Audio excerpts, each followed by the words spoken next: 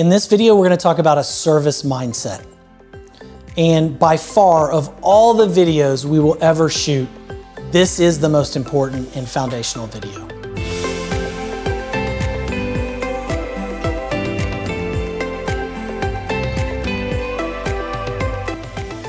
So let me start with a pet peeve, because I think this will help illustrate what bad looks like so we can talk about what good looks like.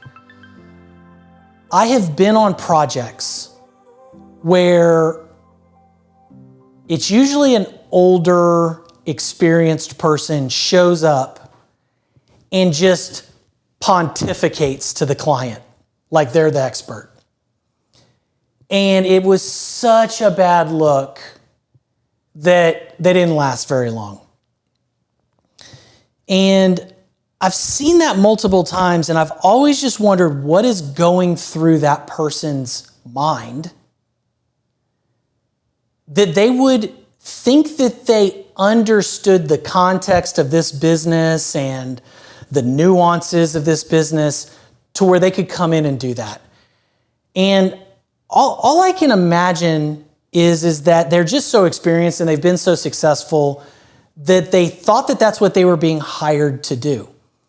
And I can assure you that that is just not what you've been hired to do. It is very rare that clients are hiring super idea experts to come in and essentially coach them on what to do. If this is the amount of consultants in the world, I can't even squeeze my fingers together small enough to communicate how small that percentage is. So it is highly unlikely that you have been brought there to just pontificate and share your ideas like you're the expert in the world. You are there to serve the client, and it is not about you.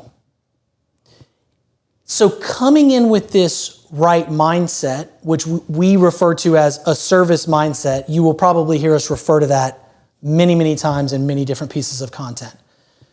Coming in with this service mindset puts you on the foundation that allows everything else to work. If you don't have this foundation and you don't show up this way, then the client actually doesn't care about your skills, your experience, and the value you create. This is literally the difference, or the main difference, between being a good consultant and a bad consultant. So what does a service mindset look like in practice? How can you do this and do it the right way?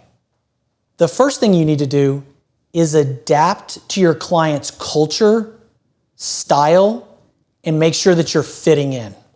This can be the broader company culture, and it can also be the culture and style of your immediate clients that you're working with. We have some clients that have a highly entrepreneurial culture. They have a very aggressive, fast-moving culture. And we have other clients that are risk-averse. They move slower. They're huge companies, highly global, so it's about making sure that you do it methodically and you do it right. Some of these companies are driven by engineers who like to really just methodically make your way through it versus, go, fast-moving companies.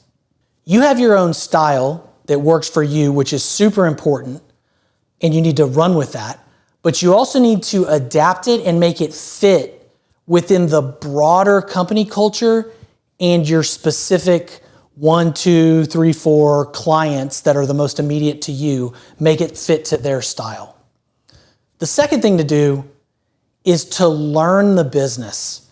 And I see this so many times. I would say 80% of consultants do a bad job of this.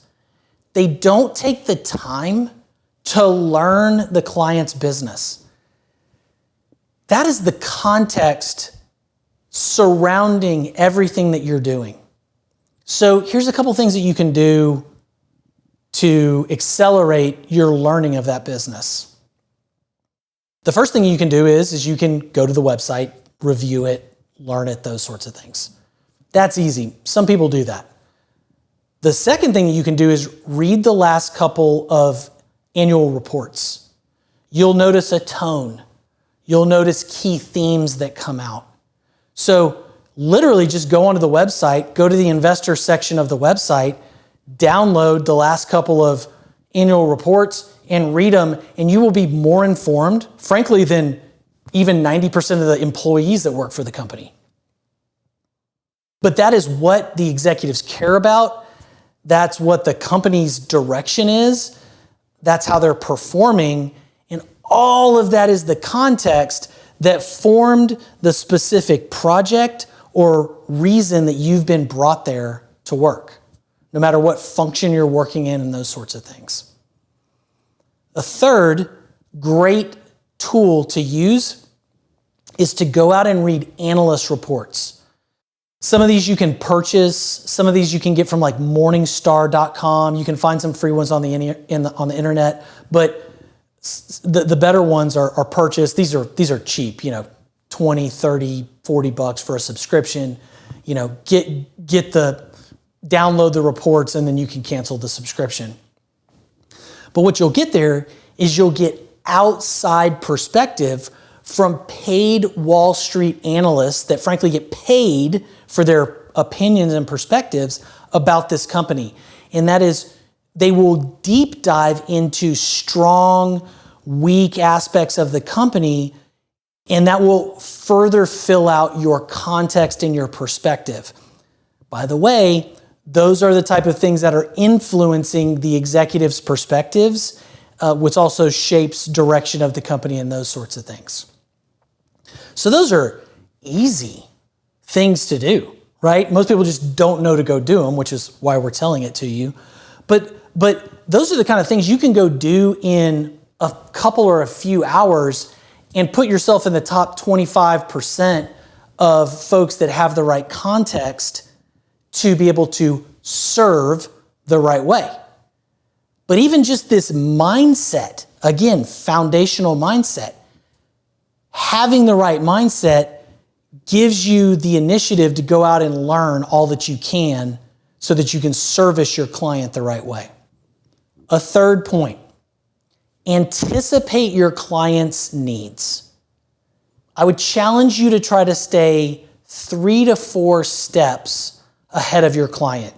If you are that expert, you should know what's coming down the road. If you're just more of a mid-level or even a junior player, practice. Start thinking, try to think 3 and 4 steps ahead of your client to anticipate their needs. See how you do, and you'll learn and improve along the way. But just this mindset of trying to be a few steps ahead of your client will continue to reiterate and demonstrate a service mindset to your client.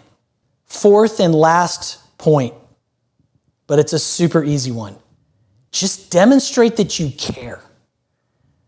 As somebody that hires lots of consultants every year, I can tell you, and we talk about this internally and with our clients, finding somebody that just cares is like gold. When I know that somebody cares, I know that they've got that service level mindset, and even if they're missing on stuff, it's worth the investment to correct them, put them on the right course, and those sorts of things. So again, a lot of this is about servicing the client and serving others, but it comes back around to serve you. So hopefully this mindset and this concept is coming through.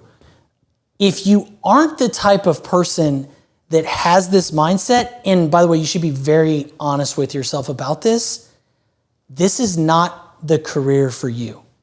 There's lots of careers and jobs out there, lots of ways to make money. You should go do something else. But if you are this person and you kind of like to be part of the team, you like to serve others, there's a lot of joy that can come from serving somebody else and them telling you and appreciating you. If you're that type of a person, this is a great career and a great job for you. So hopefully all of this has painted a picture around this service mindset. Again, I cannot reinforce this enough. This is the number one thing that you should pay attention to, the number one thing that you should focus on developing for yourself. It will just make you so much better. It will make you sustainable. It'll make you get rehired by clients. So as always, if you have more questions, let us know what those are. If something didn't come through clearly, let us know so that we can clarify it. And if you have further questions on this topic, send it to us and we'll pump that content back out to you.